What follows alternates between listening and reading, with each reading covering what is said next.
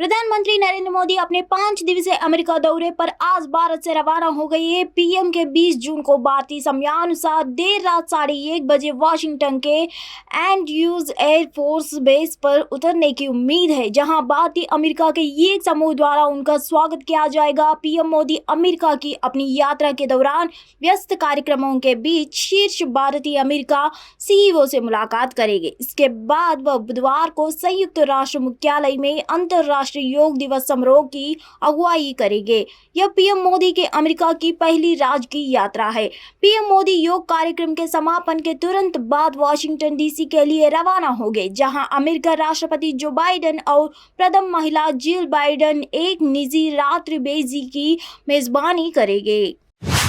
उड़ीसा के पुरी और भुवनेश्वर समेत आज देश भर के कई शहरों में भगवान जगन्नाथ की रथ यात्रा निकाली जा रही है। सुबह से ही रथ यात्रा में शामिल होने के लिए श्रद्धालुओं की भीड़ उमड़ी है। प्रधानमंत्री नरेंद्र मोदी ने मंगलवार को भगवान जगन्नाथ की रथ यात्रा का अवसर पर देशवासियों को बधाई दी और सभी के अच्छे स्वास्थ्य, खुशी और आध्यात्मिक समृद्धि की कामना की। पीएम मोदी ने एक ट्वीट में कहा कि रथ यात्रा की सभी को शुभकामनाएं।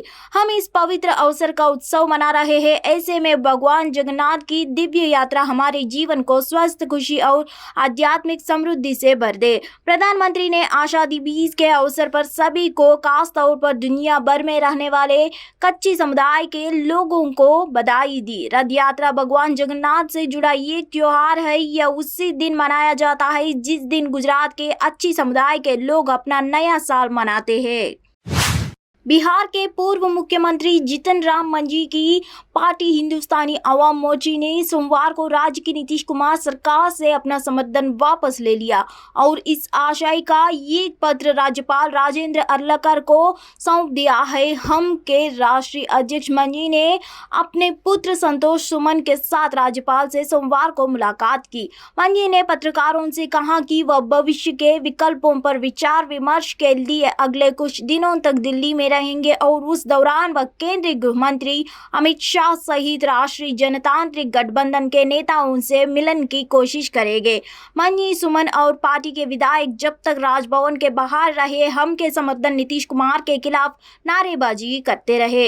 बिहार विधानसभा में हम के मांझी सहित 4 विधायक है, जबकि बिहार विधान परिषद के सदस्य सुमन के एक सप्ताह पहले राज्य मंत्रिमंडल से इस्तीफा दे दिया था और आरोप लगाया था कि नीतीश कुमार उनकी पार्टी का जनता दल में विलय करने का दबाव डाल रहे थे। सत्तारूढ़ महागठबंधन के पास लगभग 160 विधायक है। इस गठबंधन में जदयू, राष्ट्रीय जनता दल, कांग्रेस और 3 वाम दल शामिल है।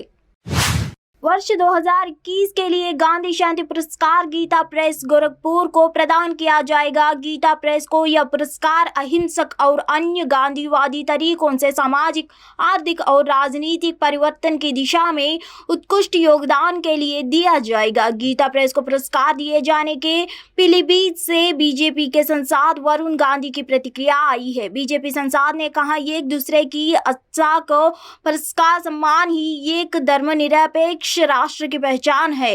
गीता प्रेस सिर्फ एक प्रशासक नहीं, एक संपूर्ण आंदोलन है जिसने गरीब से गरीब परिवार को उनके धर्म से उच्च स्तरीय भाषा में लिखी रुचिहीन पुस्तकों के माध्यम से जोड़ा।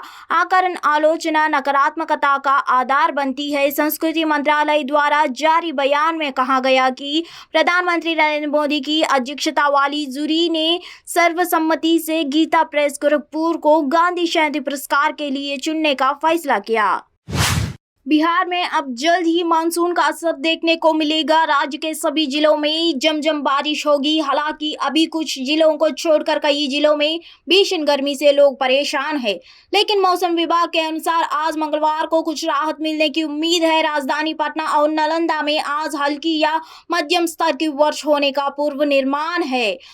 अररी, किशनगंज और सौपालकी में भारी वर्षा के साथ वज्रपात की चेतावनी दी गई है। मौसम विभाग के अनुसार मंगलवार को दक्षिण पूर्व और उत्तर पूर्व के 12 जिलों में कुछ कुछ स्थानों पर मेघ गर्जन के साथ वज्रपात को संभावना जताई गई है। इनमें मधेपुरा, सहरसा, पूर्णिया, कटिहार, अररिया, किशनगंज, सुपौल, भागलपुर, मुंगेर, लखीसराय, बांका और जमुई जिले शामिल है। दिल्ली सरकार सतर्कता निदेशालय ने मुख्यमंत्री अरविंद केजरीवाल के आवास की मरम्मत में नियमों के कथित घोर उल्लंघन को लेकर लोक निर्माण विभाग के 7 अधिकारियों को कारण बताओ नोटिस जारी किया।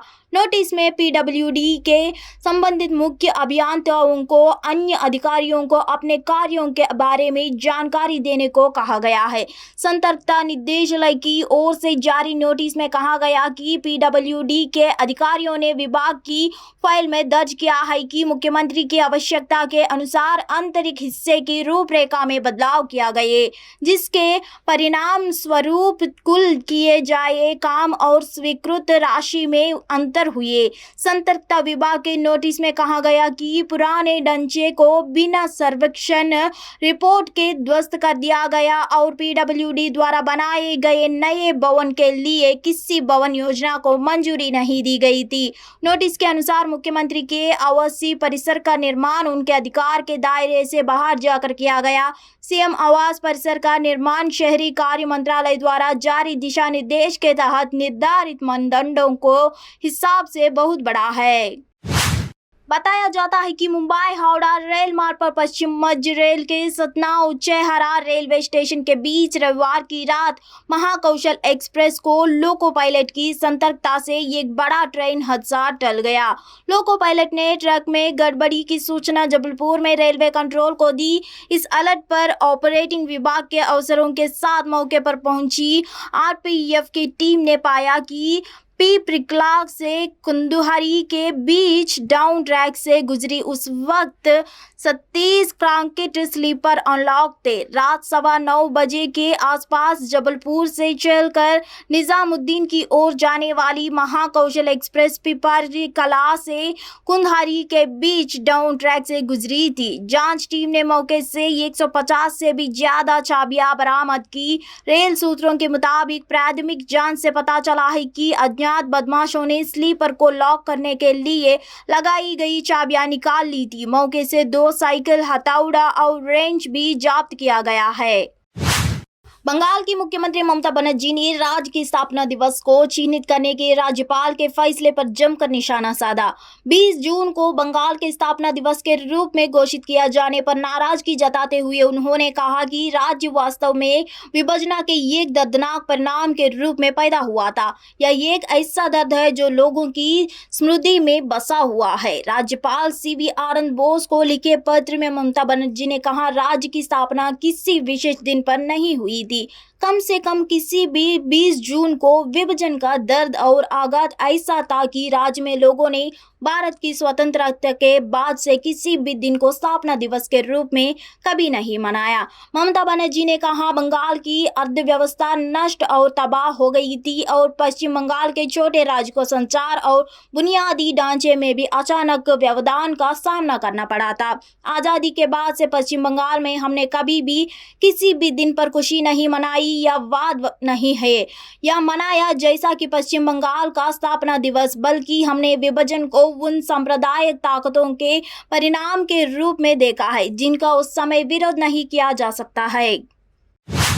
मध्य प्रदेश के मुख्यमंत्री शिवराज सिंह चौहान ने सोमवार को कहा कि प्रधानमंत्री नरेंद्र मोदी 27 जून को भोपाल एवं शहडोल के 1 दिवसीय दौरे पर आएंगे। चौहान ने कहा कि प्रधानमंत्री इस दिन भोपाल में 2 वंदे भारत ट्रेन भोपाल इंदौर और भोपाल जबलपुर को यहराना कमलपति रेलवे स्टेशन से हरी झंडी दिखाकर रवाना करेंगे। इसके बाद वह भोपाल के मोतीलाल नेहरू स्टेडियम में भारतीय जनता पार्टी के एक कार्यक्रम में शामिल हो गए। शिवराज सिंह चौहान ने कहा, इस बार राज्य सरकार ने तय किया है कि 22 जून को वीरंगना रानी दुर्गावती गौरव यात्राएं आरंभ होगी। ये यात्राएं बालाघाट, छिंदवाड़ा, सिंगरामपुर, उनके जन्म स्थान कालिंजर किला और दोहानी से आरंभ होकर शहडोल पहुंचेगी। उन्होंने कहा कि गौरव यात्रा की शुरुआत बालाघाट में 22 जून को केंद्रीय गृह मंत्री अमित शाह वीरंगना दुर्गावती को श्रद्धा सुमन अर्पित कर सकेंगे।